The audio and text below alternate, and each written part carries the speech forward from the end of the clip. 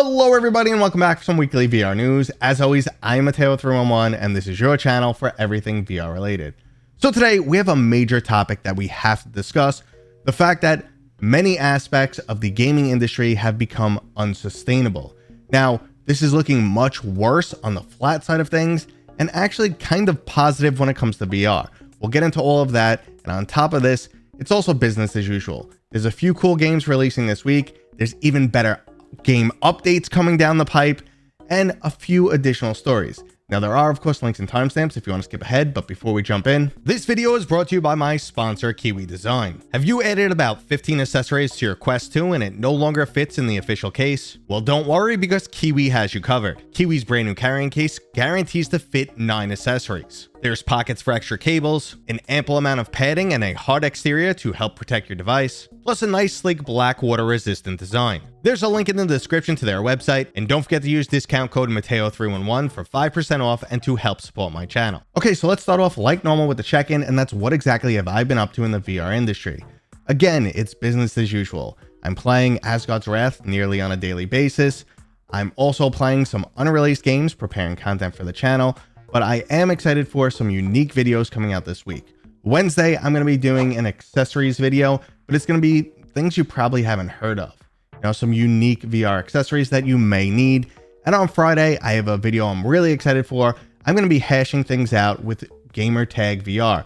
We're going to be discussing our differences of opinions when it comes to certain games. Now, there's definitely some games we agree about, but also a few where we absolutely disagree. So we're going to discuss all that, and I hope you guys enjoy that video when we release it.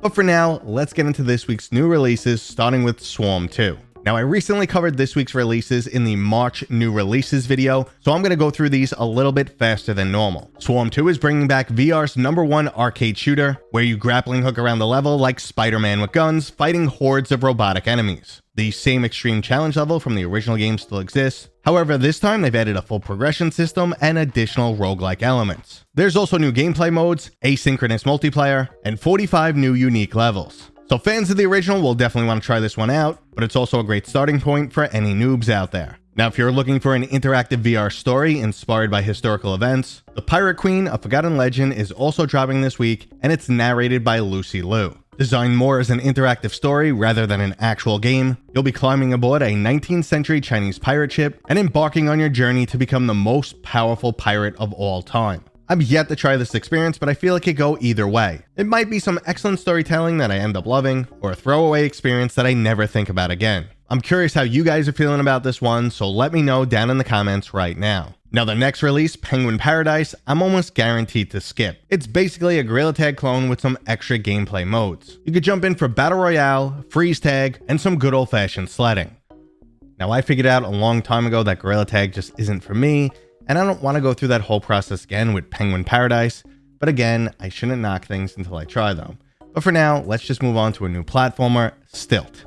Stilt is a combination of old-school platforming combined with new-age VR locomotion. You'll jump into a world a bit reminiscent of Mario 64, but in order to get around, you'll have to bounce off of 2 pogo stick style stilts. The game features a large array of levels, plenty of unique power-ups, and even PvP gameplay modes. Now, if you're interested in trying this game out right now, there are demos available on both App Lab and Steam, so you could easily find out if this game is right for you. Now, most likely even more exciting than all of these new releases is the current open beta for Contractors Showdown.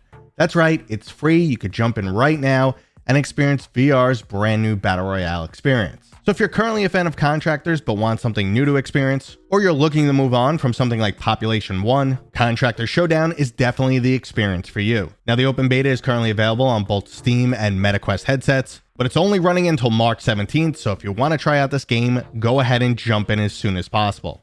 Now, that right there was this week's new releases, but even better is the updates that came to 3 of VR's major titles. The first is the brand new Daft Punk soundtrack for Beat Saber. Now, I'm actually surprised this hasn't happened much sooner, because Daft Punk and Beat Saber is just the ultimate combination. So prepare to work harder, better, faster, stronger when this music pack drops on March 7th. Now, if you're not into rhythm games, how does a new map and boss for Ghosts of Tabor sound to you? The Awakening update is giving us just that. as you enter a new subterranean map featuring sewers, subways, and additional tight tunnels to explore. Now this new underground journey could bring you to the collector, who will drop some exclusive loot if you're able to take him down. Now I know Ghosts of Tabor is extremely loved out there, but I'm curious if my community is pumped or not about this update. Please let me know down in the comments. And moving into our final update, the one that I'm most excited for, the third cosmic event for Asgard's Wrath 2, Bloodsuckers, is now upon us. So not only will we have to battle a horde of vampires, there's also exclusive new weapons and armor to unlock, new Loki anomalies scattered throughout the world, plus some additional mixed reality challenges. Now, if you're unaware, the cosmic events take place in the game's Uncharted Rifts, which is basically Asgard's Wrath 2 roguelike gameplay that's separate from the single player storyline. This gameplay mode has absolutely sucked me in, and I play it nearly every single day, and elements like the asymmetrical multiplayer, plus these cosmic events always keep it exciting and new. So if you're not playing Asgard right now, it might be the time to jump back in,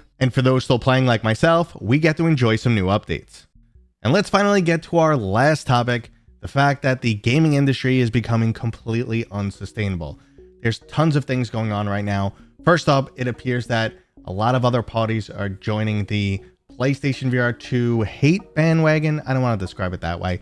They're just pointing out a lot of things that I previously pointed out, like poor holiday sales, not a huge catalog of games, a lack of first-party IPs, stuff like that. They're pointing all of these things out now. So I just feel like, yeah, I was a little early to the party, but I don't want to focus on that. What I do want to focus on is the multiple strings of layoffs we're seeing across many different companies, which does include Sony. Now, some people are saying, okay, this is the doom and gloom end of the PlayStation VR 2 because London studio is closed and there's cuts to Fire Sprite. However, it's hard to say exactly what impact will happen to VR. I'm not going to say, look, this is more doom and gloom for the PlayStation VR 2. However, I will say it's definitely not positive because this all comes down to Sony wanting to make more money, and we know that VR is just not super profitable. So even if the studios that were cut weren't big VR studios, it's most likely going to impact VR, unfortunately. Now, Ubisoft also signaled in the same direction recently. Even though Assassin's Creed Nexus sold really well on the Quest, they said they just weren't happy with the amount of profit they made. And we're at the point where games are getting hundreds of millions of dollars in return, and stockholders aren't happy. They expected or just want more. So the overall gaming industry is just becoming unsustainable. We're seeing more and more crazy stuff, and then layoffs to just kind of recoup extra profit. Ubisoft recently said that Sea of Thieves was a quadruple A game, and that's why it justifies a $70 price tag, even though all reports the game is absolute crap. And we're seeing this in more and more AAA games like Suicide Squad, Kill the Justice League.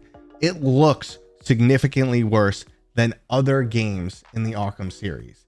And the gameplay was just, again, that type of grind that sucks you in, that live service type of gameplay where they could just milk the gamer, because once you've invested a lot of time, you kind of feel attached to it and you're more likely to spend some money. So it's just crazy where the industry is going. But again, like I said, it's not all bad. This actually has given indie developers a chance to shine way more than anyone expected. Helldivers is just this unbelievable success that came out of nowhere, and I've been playing it like crazy. We had the 2 weeks of, full servers, but after that, it's just amazing. I will say it's kind of like a one-trick pony. However, that one trick, just giving you all-out war, is done better than any game has done it before. So the rise of indie is absolutely insane right now. We saw the same with Baldur's Gate 3, which was just an absolutely surprise hit. That game blew me away. And just to give you an example of where the heads of like studio execs are, Microsoft offered Larian Studios $5 million to put that game on Game Pass. Now, Game Pass is another aspect that's throwing off the whole industry. Microsoft's just buying up all the studios, putting all games on their Game Pass, and pretty much killing anyone else's ability to make any money in gaming. So everyone just flocks to Game Pass, the developers make less, Microsoft's happy because they're killing off all the competition, and then eventually when there is no competition, they could jack up prices. Now that is a monopolistic type of, pessimistic outview of what could happen, but that's what they're trying to accomplish. So it's not good for the gamer. So the fact that indie is really shining is great because guess what? VR is supported by indie. We've seen that AAA titles don't really work in VR. The only one out there is pretty much Half-Life Alyx. And while it was amazing, we don't even know if it was actually profitable. So AAA gaming is not sustainable in VR. I've gone on about that many times before in the past, but indie development definitely is. The Quest has developed a platform where studios can make money in VR. And I think, the next few years, we're going to see some really exciting stuff. Then eventually more first party IPs like the Asgard's Wrath 2, which honestly are amongst some of the best games out there. So I think VR is in a really good position right now because the overall gaming industry is just eating itself from the inside. So I think more people might flock in this direction and we could see bigger and better games going forward. So it's not all bad in the industry. There is some potential good here. However, you never know exactly what way things are going to turn. And speaking of unsustainable, you could also say the same about Meta. Meta is just dumping billions into VR every year to keep it alive. So you could say that's not sustainable. However, they're finally kind of turning that corner where they're making more and more profit. And they're hoping in the next, 5 to 10 years, the amount they're spending starts to go under the amount they're making. I think they'll get there. I hope they'll get there. We'll just see what happens. And that was today's video. If you guys enjoyed it, thumbs up. If you're new here, please consider subscribing. As always, I'll see you guys on next time.